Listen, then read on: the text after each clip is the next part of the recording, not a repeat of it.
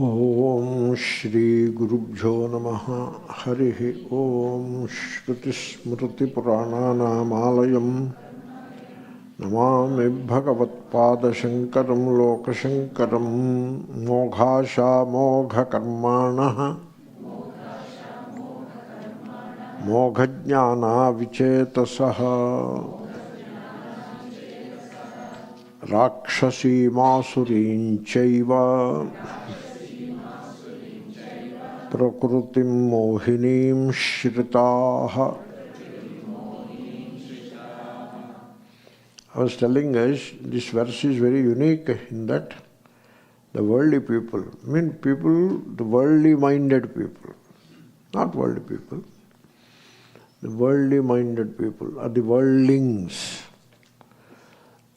are described in very harsh terms. 4 times, maximum in a given verse, 1 line. Moghashaha, mogha karmanaha, mogha jnanaha, vichetasaha. This I have described last class. Just I am briefly reminding you, vichetasaha, chetas is buddhi, understanding, they don't have it. Vichetasaha. What is the understanding that they miss? So, atmanatma viveka, they don't have. They don't understand what is the self, what is the essence of myself. As a human being, what is the essence? What is my essence? That they don't know. So they take the body as the essence. Very sad, you know. So they don't distinguish properly between Atma and Anatma. Therefore, they come out with all kinds of desires. Moghashaha. Asha is desire. So they desire pleasures, they desire gold, silver, properties, this, that, and a lot of wealth. All such things they desire. But you don't get everything that you desire. In this world, you are not the only one to desire. There is everybody else also has desires. And so these desires clash. Like gold is there. There is so much competition for gold in the world. Therefore, the price of the gold goes up. Suppose nobody wears golden ornaments. Just imagine. Just hypothetically speaking, nobody wears golden ornaments. Then what will be the cost of the gold? Nothing. It will be used in cell phones in small quantities, micro quantities, under some scientific purpose. That much gold is around, not a problem. And so gold will be available in the market, gram $10, something like that it will be available. But when there are so many people who desire gold, so in the Hindu practice of Hindu religion, gold is very important. Especially among the Vaishnavism, gold is everything. God is gold God. All the time gold and more gold. That is how it operates. Therefore, there is so much demand for gold. It is said in India, most of the foreign exchange reserves, a substantial chunk of those reserves are spent on gold. In importing gold. India is the world's largest importer of gold. Do you know that? Largest. And they import from New Zealand, because New Zealand is the world's largest producer of gold. So that is the equation. So New Zealand people don't care for gold that much, whereas we want gold all the time. The people go gaga over gold. Crazy over gold. They want to put gold to the top of that Gopuram. Why gold there? What for? They want to put gold to the walls of the inner shrine. To the walls you want to put gold? You know what they do? They are so crazy. On the walls there are some inscriptions, ancient inscriptions. They put gold on it and cover those inscriptions. Somebody objected, you are spoiling the inscriptions instead of trying to read, decipher what is written on those walls of an ancient temple. You want to cover it up with gold. Somebody objected. Then they have come back with a solution. No problem. We will photograph it and print it on that gold. They will do it, but they don't stop putting gold to the walls. And then the temple, before the temple there is an area. All the walls and roof is covered with gold. And it is named as gold facade. That is the name. Bangaru Vakili. Golden facade. That is golden facade. Then you come out of the golden facade, then silver facade. Okay. What is all this? You call it a religion? Golden temple also. That is a different thing. Yeah. I thought of only facade. So gold, gold, gold. Their desires, I gave just one example, gold. Their desires are meaningless. Moghashaha. Utterly meaningless desires. This we have covered, I am reminding you. Then the desires goad them into performing multiple karmas. Karma, mogha karmanaha. Karma is a worldly action, is also a karma in a general sense, but in a particular sense, karma is the ritual. Shankara looks at it as a ritual. So he says, Agnihotradini tair anushtiyamanani karmani. They perform all kinds of Vedic rituals, and then Puranic rituals, Smriti rituals, you name it, they do it. All kinds. And then they come out with New Year and New Year rituals. Somebody just invents, they are very clever, comes out with a new kind of ritual. So they come out with very funny rituals. Like they perform the marriage of people tree with neem tree.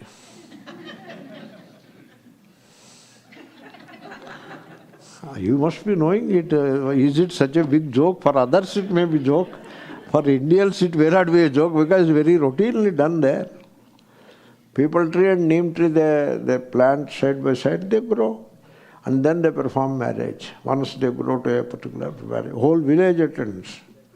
And then they do all the rituals. Okay, so all kinds of New Year and New Year rituals they will be performing to fulfill those desires. Mogha karmanaha. Mogha jnanaha. They are very great scholars, you know. Jnanaha. They know all about these rituals. What desire requires which ritual, all scholarship they know. What kind of scholarship it is? Useless scholarship. Mogha jnanaha. So Shankara says, Moghanyeva nishphalani karmani tatha moghajnanaha. Mogham nishphalam jnanam yeshante moghajnanaha. These are the people. Jnanam api teshan nishphalameva syat. Shankara.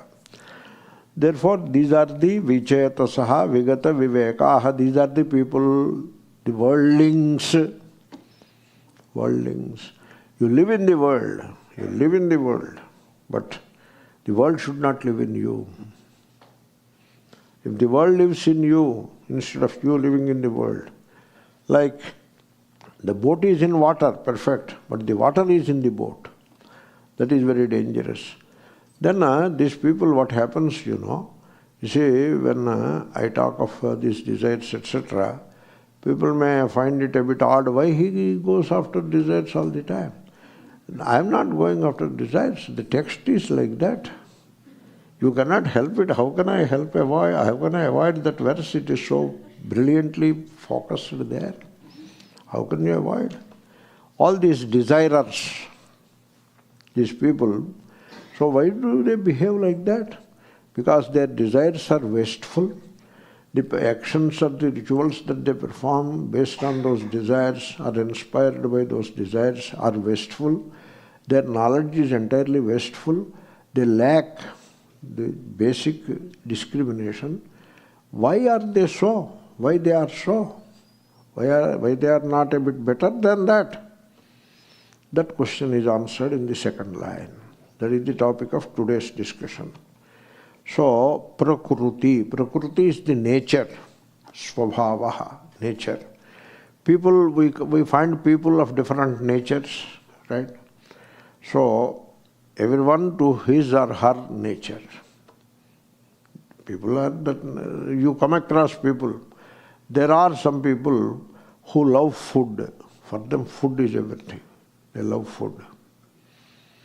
So, initially they are a bit shy that their greed for food, it comes out and people notice it. They are a bit shy and self-conscious.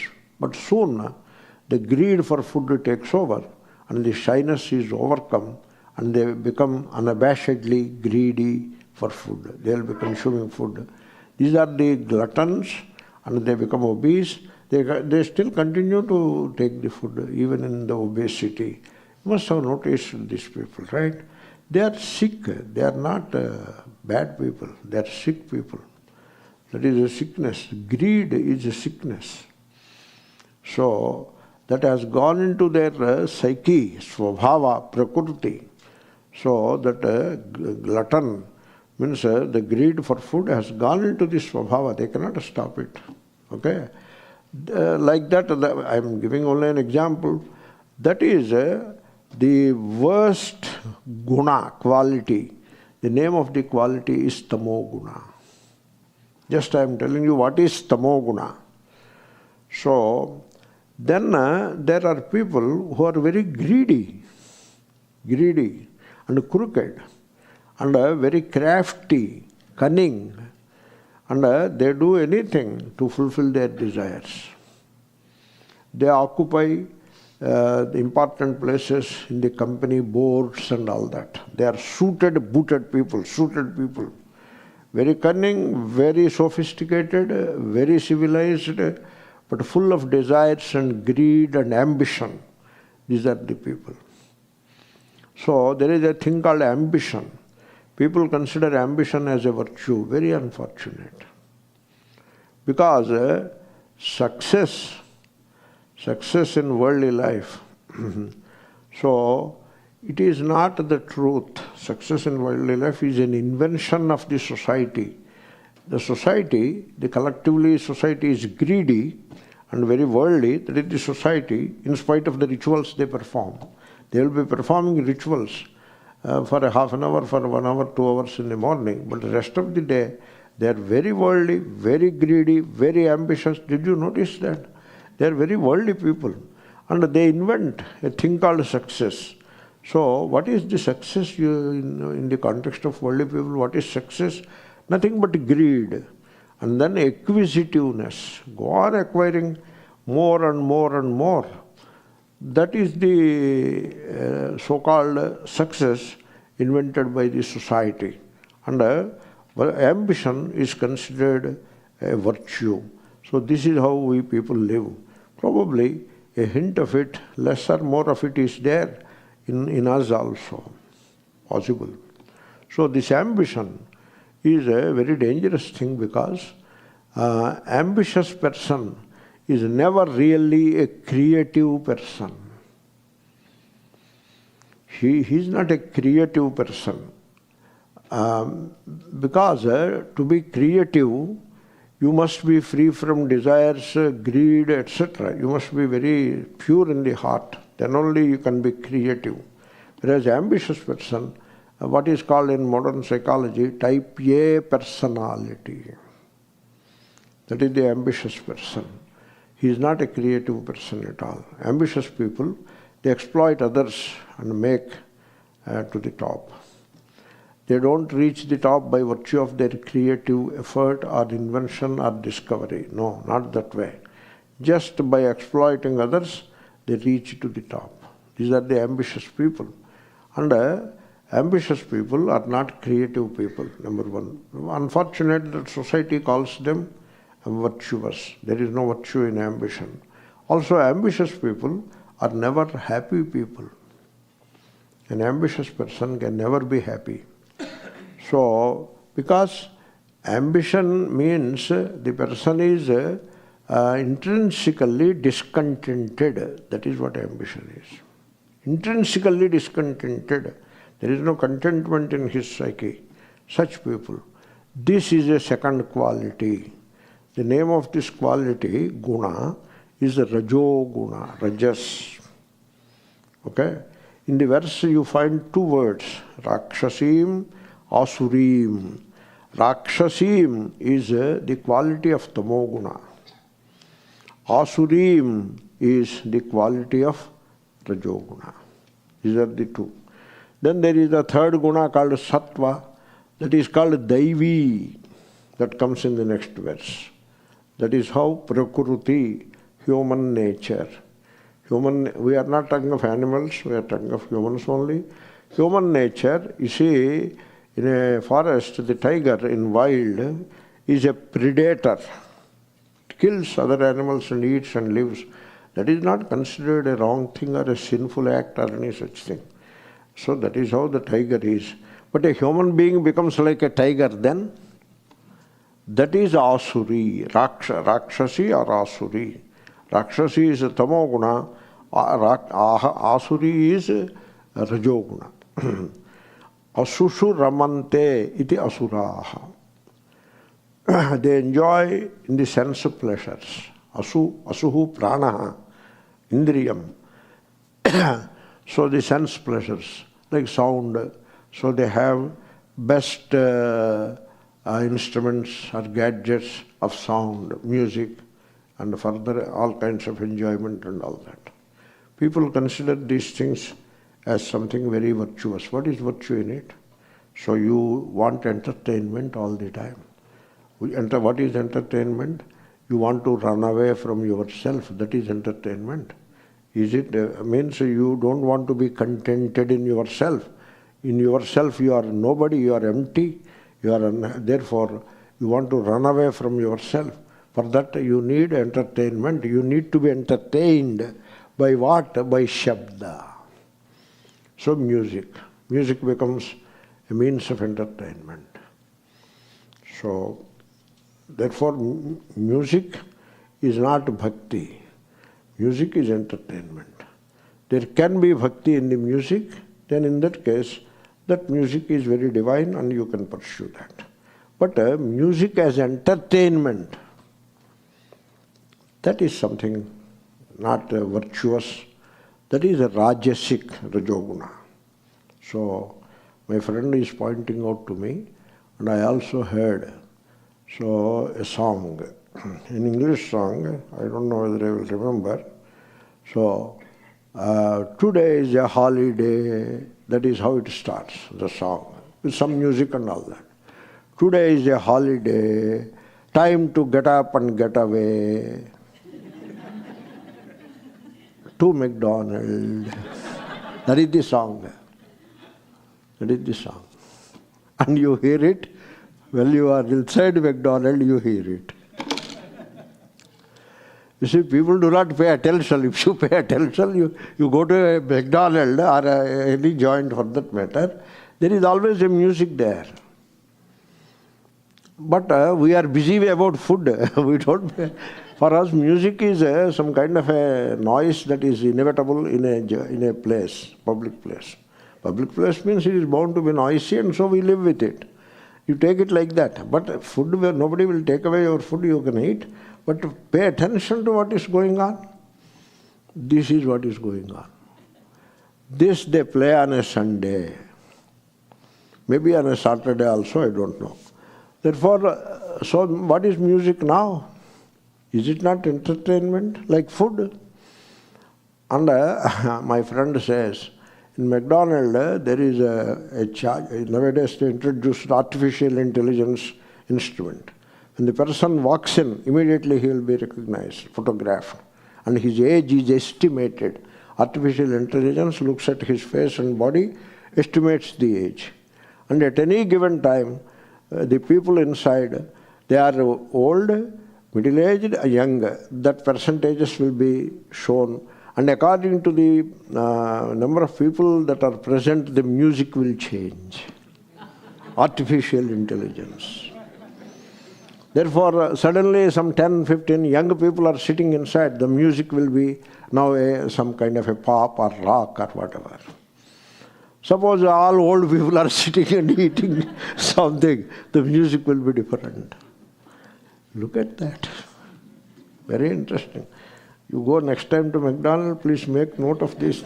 Please observe. They have an artificial intelligence box there. My friend pointed it out to me. This is how it operates. So music is entertainment. Shabda. These are the asuras. Ravanasura, Kamsasura, Narakasura. These are the asuras. Music. For them everything is pleasure. Sparsha is a pleasure. Sparsha. So, and then rasa, taste, all the time tastes.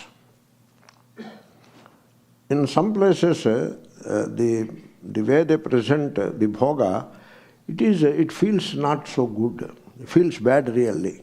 Like it says, eat as much as you can. Big billboard. Pay $6 and eat as much as you can. That is the billboard. $6 menu. Eat as much as you can. Now that doesn't sound good, you know. As much as you can means there used to be a king. Is he Nero? I don't know. King Nero is there. He is a Bhoga Pradhanaha, Roman king. Maybe he Nero only. Maybe there is another king. That king is a glutton. So what he used to do, he eats as much as he can. Then there is a doctor waiting. And the doctor induces vomit without pain. Vomit is painful. But the doctor gives him some portion, very minute quantity, which makes him vomit the food very quickly without any pain. And within 15 minutes, he is ready for another full meal again. That is the king. So, an extreme example. Examples are always an extreme. Therefore, one should not be. So, these are the asuras, Ravanasura. So, all asuras in the stories, that is the thing. Asushuramante. Shabda sparsha rupa, rupa. So, people are crazy after forms. Who can deny that? So, they keep a camera all the time and focus on the forms. And so much so, cinema actors have makeup men. Cinema actors are there. Everybody has his own makeup man. In India, I don't know how it works in Hollywood. So they have their own personal makeup man. And then Swamis have makeup man. Can you believe it? Some of them, it's a crazy world. Because the Swami left to himself, he doesn't look very photogenic or whatever. He some head, whatever, some dress. So, but Swamis, like women, please don't mind. So they have the sari, the upper dress, and then the bindi, and then hair, whatever. Everything is of the matching color. Right? They do that. Swamis do that too. A Swami looked at me. Amaya, what kind of a Swami you are? You have 3 different colors. Then I noticed, oh my God, true, there are 3 different colors. Don't you put matching colors or what? I said, no matching colors. One shirt pull up and put on, one uttariyam pull up and put on. No matching, nothing. We should have matching colors so that when a photograph is taken, it should look good. The Swami also should look imposing and very attractive and all that. Like Rupa. And so then they grow beard, etc. to fit into a profile. The Guru profile or Swami profile, whatever name you give to it, grow the beard that fits into that profile. Rupa. These are all asura buddhi. I am not saying anything other than the quality of rajoguna. That is the asura buddhi. And then rupa, rasa, sparsha, gandha. What to speak of gandhas? There is gandha everywhere. So, this way they enjoy pleasures. For them, life is only seeking pleasures more and more and more. And the pleasures have a nature. By fulfilling one pleasure, by seeking one pleasure, by fulfilling one desire, it doesn't stop there. It is like bacterial colonies. The desires grow like bacterial colonies. To large numbers they grow. you seek some pleasures and you enjoy them, and so you need more pleasures. It will be growing like that. So this is how people mature physically without maturing inwardly. They remain asuras. So they remain pleasure-seeking people. And you see, this mind which is going after pleasures all the time and also concerned about avoiding the pain all the time, such a mind which is caught in this pleasure-pain cycle is unfit to know the truth of the self. It is just unfit. That's why when we see all these things, we recommend, Areyappa, give up desires, live a simple life. So why do you pursue these desires, etc.? So then mohinim is their word. Mohinim prakrutim shritaha. They embrace, these ignorant people, these worldlings, they embrace the nature of tamoguna and rajoguna. And this nature of tamoguna and rajoguna, it deludes. Because the person comes with a very attractive dress, demeanor, the way he speaks, the way he walks, he or she, everything is very attractive and highly sophisticated, very worldly, and so exuding riches, very ostentatious. That is how people are. And the worldly people think that they are great. They are not great. So they are deluded. They don't know what is the truth. Therefore, mohinim, the nature which is delusory, which deludes. So Shankara says, mohinim, mohakarim, that causes delusion. What is that? Dehatmavadinim shritaha. These people embrace the quality of rajas and tamas, which means for them the body is the Atma. You see, these are very weighty matters. Suppose you are enjoying a sense pleasure. Are you not the body-identified person? You are. Suppose you desire something, sense pleasure. You desire. Asha, desire. In desiring things of the world, so even when you seek food for the survival of the body, dehayatra, that is how it is sought. Food is not, we do not seek food for the sake of enjoyment. We seek food because the body has to survive, some work has to happen through this body, which is a tool of action. So some work has to happen through it, and therefore you give some food to it. And then there is the natural urge of hunger. Therefore you seek some food for a very basic reason, not for the sake of pleasure. Right? But suppose you seek food for the sake of pleasure, that becomes asuri. And are you not, in desiring such things, are you not the body-identified person? You are. Unless you identify with the body and become a person, an egotistic person, crystallized by the lack of discrimination between Atma and Anatma, because of which you identify with the physical body and mind, body-mind. That is the person. So that person is either Rajasa or Tamasa. That is what we are looking at. And this person, so for him, body is the Atma. Dehatmavadinim Shritah, that is the delusion. That's why desires are bad, because they push you into this delusion of body-mind being the true self. That is how you take. That is the danger of desires. Therefore, if you want to know the truth of the self, then the very first thing that you have to do is Shrotriyasya cha akamahatasya. The desires should not become a destroyer for you. Hata is destroyer. So desires destroy the very purpose of pursuing self-knowledge.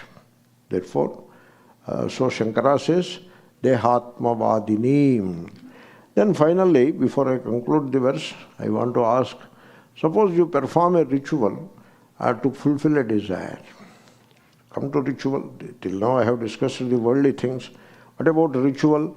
So because here moha karmanaha, and Shankara looks at it as agnahotradi karma, Vedic ritual.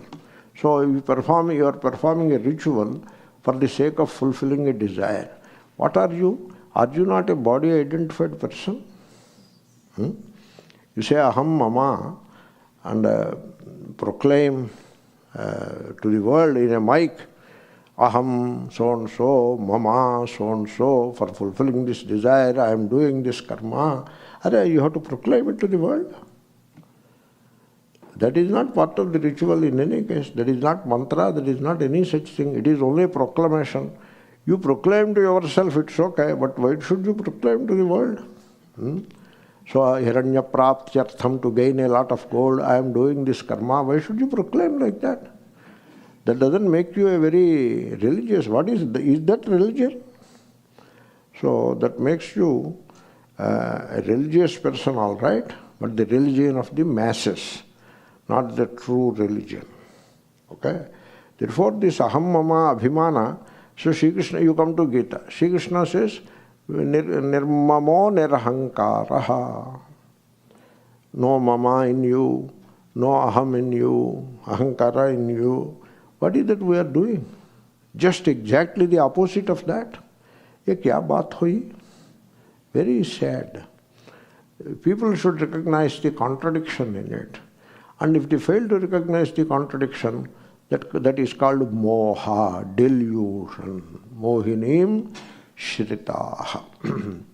Then, so Rakshasim Asurim. Rakshasi is all about, so Shankara explains Rakshasi. Very angry, very cruel, and very glutton. That is the Rakshasi. He acts it out. Chindhi, cut, bhindhi, break, piba, khada, parasvamapahara. That is the essence of tamoguna. So, you see, people become angry. This anger, it is tamoguna. Anger is tamoguna. So that's why the language chindhi, bhindhi, that is the language of anger, and that is the tamoguna. Piba, khada is also language of tamoguna, not anger, tamoguna. So, and then parasvamapahara, you need more money, because when life is luxurious, you need more money, lot more money. I remember a character of villain in a story. He plays the role of villain. He is a villain in the story. Then somebody asks him, he is ready to take enormous risk of killing or murdering somebody to make a load of money. That is, he is the mercenary killer, hired killer. And so he takes risk, big risk he takes. Because when he tries to kill someone, a powerful man, there will be bodyguards and others. They catch him, police is there. Then they will put him in jail and they will hang him also. That much risk he takes just to kill one powerful person. By killing successfully, he will get this much money. Somebody asked him, why do you take so much risk? If you are caught, your life is over. Why do you take so much risk? They will put you in a dungeon of a jail. Don't you know the consequences? You know what answer he gives? I know the consequences. I know the risk also. I know the success rate is also not even 50-50. But still, I am forced to take this risk because I need that money. Then why do you need that much money? $100 million or $10 million to kill one powerful person. This is the mercenary killer. Why do you need that much money? He says, my life is a costly life, you don't know that. To sustain this costly life means bhoga pradhana life, the life of pleasures. Pleasures do not come cheap, they come at a very big cost. And so to sustain that life, I need a load of money, and I don't know any other way of making all that money.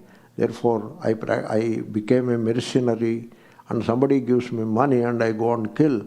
Take that money and enjoy life. Piba khada. This is an extreme example, but somehow the point that I am trying to make is when that Rajoguna takes us, when we become pleasure-seeking people, Rajoguna always goes with Tamoguna. They go together. That's why in the verse also they are together. And the Daivi Sattvaguna is separated. That is a separate verse. Because they are always together. Because Rajoguna, when you seek too many pleasures, then you need a lot of money. And then you practice all kinds of things to gain more money. Parasvamapahara. So you rob somebody else of his wealth. And in the process, if somebody comes in the way, kill him. This is how Tamoguna happens. And anger, you become angry with someone when that person comes in the way of your pleasure seeking. Right? So become angry. So this anger is an expression of Tamoguna, Rakshasa. So some people believe that anger is righteous. We should be angry. For a good cause, we should be angry. You must have seen some such thing. So you should be an angry young man and work for a right cause. So is there a righteous anger, the proper or appropriate tamoguna? Is there such a thing? It cannot be there, you know. So what you have to do, people ask how to get rid of anger. You have to first understand anger is tamoguna. And there is no justifiable anger. There is an expression also, righteous indignation. Means the anger which is right. Wrong. That expression itself is wrong. Anger can never be right. So, first one has to get that into his mind. Anger is never right. So suppose you ask somebody, hey, why are you so angry? You look at him, he made such a big mistake, that's why I'm angry. That is how anger is justified. There is no anger in this creation that can be justified. So, therefore, if you have that anger in you, which is the quality of tamoguna, you have to look at it very objectively, completely objectively. Means without any identification. Means you neither defend the anger nor condemn it. Just watch it. Then it is likely to go away. Because you have to understand, anger is a kind of violence. Violence is not merely killing another. That is violence anyway. That is violence. But then it is violence when you use a sharp word, harsh word. That is violence. And if you behave in an abrasive way, some people do that. Their behavior is very abrasive. Means very harsh towards the other person. So that is violence. And also, when you present a gesture of brushing away somebody, yeah, get out, like that, a gesture of brushing away another person, that is also violence.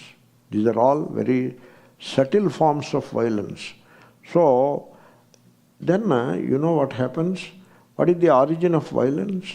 In the Upanishad class, I was talking about fragmentation. So, when you divide yourself from the other, that fragmentary thinking, like you identify with a religion, suppose organized religion. I'm not saying that you should be religious, should not be religious. You should be religious in the true sense. That is the Vedanta. But suppose you belong to an organized religion, suppose, which is nothing but a bunch of beliefs and dogmas. You belong to that religion. So then that separates you from all other religions. Right? And so now you live in a division. And that division, while you live in division, that engenders anger in you. Anger and frustration. That is how the anger comes. You see, wife and husband, they live with each other happily for any length of time. But suddenly, or for whatever reason, suddenly or gradually, the person starts separating himself from the spouse. There is a separation for whatever reason. Either financial interest or some other interest, there is separation. Once the separation happens, So then that leads to violence, mental, to begin with mental, anger. So this is how the separation, the division, the fragmentary thinking, it breeds violence. That's why vichetasaha, when there is no atmanatma viveka, in identifying with the body-mind, you separate from everything else. In identifying with a caste, you separate yourself. That breeds anger. So you have anger now. People are angry people. So when the caste conflicts go on, sometimes caste wars go on, not just conflicts. But caste conflicts are always there. In elections you can see the caste conflicts. And during those caste conflicts, there is so much anger you can see it. Why these caste people are angry towards the other caste and vice versa? Because it is not about the caste per se, it is about the sense of division. That is the Rakshasa pravritti and Asura pravritti. So the division, it engenders anger in you. So, and anger is violence. One of the most common expressions of violence is anger. So this is the Rakshasi prakriti. Then Asuri prakriti. Pleasure seeking, constant pleasure seeking. Seeking more and more for oneself, more wealth, more pleasures, etc. This is the Asuri prakriti. And these people with this kind of prakriti, nature, they are totally deluded. That is the verse. Here they come as very highly educated also sometimes. I told you, the asuras, the company boards, etc., they are chaired by asuras. They are the asuras. Because they make more money and they have to make some more money, and some more money, and some more money. They have to make it. It is endless. The greed is endless. For example, the company made 1.5 billion this year turnover, out of which our profit is 40 million, let us say. But we are very unhappy that our profit has come down. Look at that. 40 million profit has come down. Last year we were 42. This year we should have gone at least 45, but we have come down 40. So we are very unhappy people. What is going on? This is how they live. Very angry, very frustrated, very greedy, very ambitious, and then performing rituals to fulfill those desires and greed. Don't forget that. So it is a collusion between worldliness and mass popular religion. Not mass, popular, collusion. You can see this collusion all the time. The worldly people, the rich and the powerful, collude with the popular religion. Don't you know that? Don't you see that? It is there to see for everybody. If I say it, it may not sound very nice. It is not politically correct also probably. But there is always a collusion between the rich and powerful with the priestly class of the popular religion. You know that? It works like that, very sad. So Sri Krishna has some of the harsh words about it. We have seen that verse. So Sattva Guna, Rajo Guna and Tamo Guna. You see, I'm not in a mood to finish that verse. Because if I start another verse, now once again I have to put in some more extra energy. Whereas with the same verse I can linger for a while. You don't mind, right? So, this kind of awareness, this is the awareness, oh, this is Tamoguna. You are aware of it. And then you are aware of the Rajoguna. This is Rajoguna. You are aware of it in you and also in the social life. Okay? You are aware of the operation of Tamoguna and Rajoguna. That awareness is called Sattvaguna. You got it? So now, even without going into the next verse, which is Sattvaguna verse, I have introduced you into Sattvaguna. Now, you have to watch. It is not about the rich and powerful colluding with somebody else. It is not necessarily like that only. We have to understand the influence of the Rajoguna and the Tamoguna. Tamoguna is the first, Rajoguna is the second, Rakshasi, Asuri. Their influence on you, one has to watch. What is the influence of Tamoguna and Rajoguna in myself? One has to watch that. That is the purpose of studying these verses in Gita.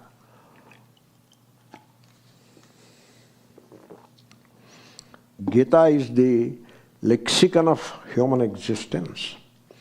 So as human beings we exist on this planet, so we should know how these two gunas, Rajas and Tamas, are having influence upon our own psyche, how they are operating in me, how they are expressing, the two gunas are expressing in my thought process. It will be there, you can notice it. And such awareness becomes a sattva guna. That's why it is very important to notice the operation of tamoguna and rajoguna in our thought process, influence of those two gunas in our words and deeds. When you watch that, then what happens is gradually the grip of tamoguna and rajoguna on us will become less. Because they keep us in their grip. Shritaha means in the grip. They are in the grip of Rajoguna and Tamoguna. So you have to make that grip loose and gone altogether just by watching the influence of Rajoguna and Tamoguna on your thought process, words and deeds. In doing so, just this watching is called Sattvaguna, as I have already said. Now, is it difficult or easy? It is neither difficult nor easy. You don't say it is easy or difficult. Or some people ask, is it a protracted process? How long we have to watch this and that? It is not even a protracted process. It is very simple.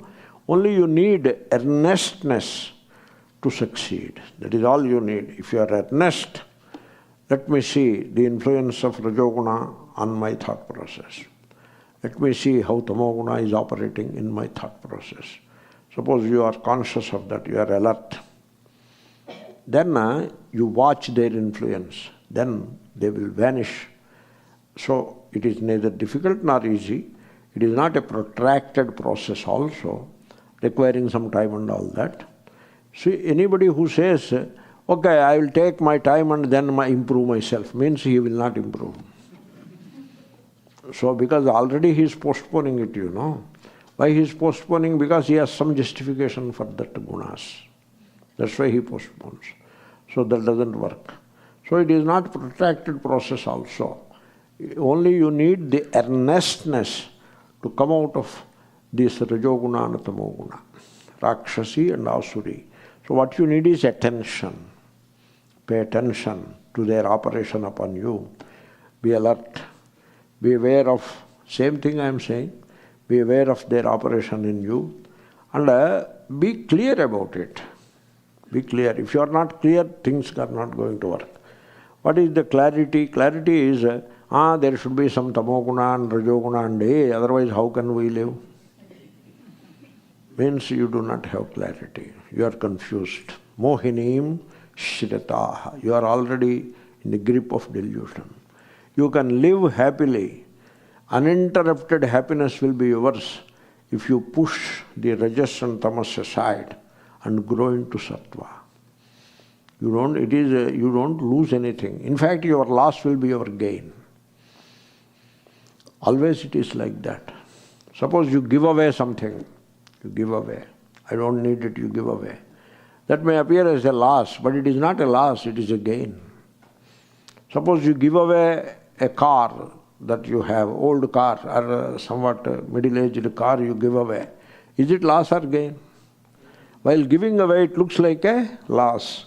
But when you go home and after a day or two when you look back, free from that. It is a gain. So your loss is your gain. Always it works like that.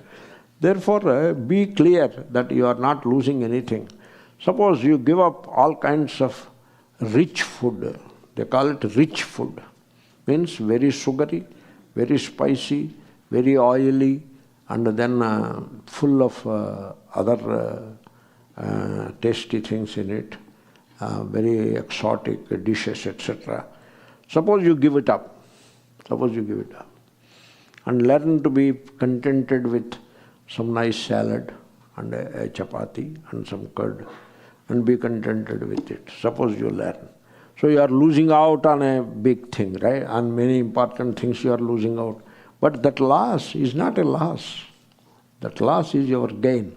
You become more slim, more energetic, more healthy, more alert, more enthusiastic, more cheerful. Is that not a gain? Therefore, you have to lose the Rajoguna and Tamoguna. You see, inertia. This, if you notice, if you get this point, I will feel good that I have given a nice point of the guna analysis. Tamoguna and Rajoguna, they appear opposite, but they are together. That is the secret of these two gunas. How Rajoguna is restlessness, type A personality, restlessness, that is Rajoguna. And Tamoguna is inertless, laziness, procrastinating nature, that is Tamoguna. They are together. That's why the person is restless for 5 days and he is inert for 2 days in the weekend. This is the weekend syndrome. So he is restless for 5 days, and this comes weekend, there is a restaurant. Thank God it is Friday. That is a restaurant. Look at that restaurant. In Manhattan. I was looking at that restaurant for a while. So my friend told me, what are you looking at? I want to see what is this. So there is an acronym also for that. TGIF. So, what is this? Thank God it's a Friday. What is he trying to tell us? Means, so you can be lazy and eat as much as you can for 2 more days and then become restless. That is Monday morning syndrome. So Monday morning, all the emergency rooms of the hospital are busy with these heart cases. They all come there. Monday morning accidents are very high. The traffic police are on their heels because Monday morning accidents happen. Because these people, they are still in the tamoguna of the weekend, and they have to transform themselves forcibly into the restlessness of the weekdays. Very sad. So that is how they are together. Inertia and restlessness, they work together in our lives, and thereby they keep knowledge, understanding, clarity and harmony down. That's why if a wife and husband are quarreling, both are inert and restless. Tamoguna and Rajoguna is playing the game. If one of them has sattva, let us say, the lady has sattva, or in a rare case the man has sattva, let us say, okay, then what happens, the conflict will not move forward, the conflict will be resolved. Both are rajasic and tamasic. Then they remain, the conflict will take a bad turn, it will progress. This happens in all our lives. We are not talking of some other colony people. Among us, these things happen. Therefore, when tamas and rajas apparently opposite to each other, but they collude and they work together in our lives by keeping the sattva down. Clarity, understanding, love, attention, awareness, these are all divine qualities. They are kept down. So, therefore, you have to understand the danger of these qualities. Sattva is characterized by harmony. Samarasata, harmony. And when two people are quarreling means there is no harmony. Right? Why there is no harmony? Because of tamas and rajas. Therefore, the gunas have to be understood. Their influence upon our life must be properly observed, and out of it, with earnestness, we have to improve into sattva guna by putting rajas and tamas down. Okay? Good. The next verse we will see in the next class. Let us say this verse and finish this verse. Moghasha mogha karmanaha moghajnana vicetasaha rakshasi masurin chaiva prakrutim mohinim shritaha. Then comes the sattva verse, very beautiful verse, which we reserve for the next first Sunday class. 2 classes will be there, November 3rd. And that day I will finish that verse. Let us say that verse one time, so that you feel good to say that verse. Mahatmanastu mam partha daivim prakrutimashritah. Look at that. Rakshasim, Asurim Prakrutim. Now comes Daivim Prakrutim. Bhajantyananya manasaha Jnatva bhutadimavyayam. Wonderful, wonderful verse. So we will spend 2 hours on that verse in the coming day. Om Purnamada Purnamidam